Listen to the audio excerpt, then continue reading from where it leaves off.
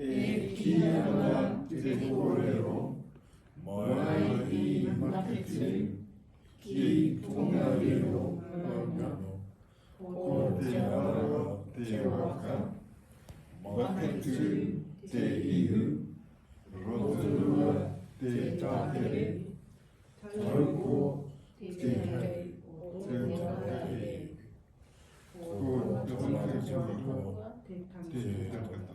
Ko tēnei te mai o tangata rua, ko te ingoa o te whae tituna, ko ihinga. Kei mua I te waharoa, ngā marihi, kei muri I te whae tupuna, ngā tamariki.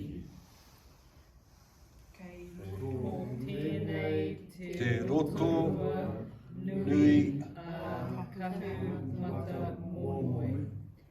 Kei wainga nui I te roto, ko tēnei te motu,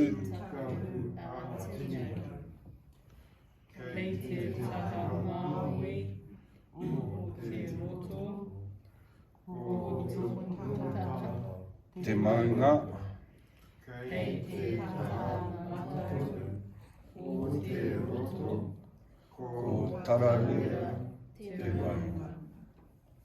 Kei te pūtake o te maunga, ētahi hoiho.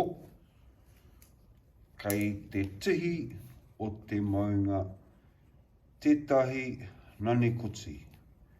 Nō reira, tēnā tātou katoa.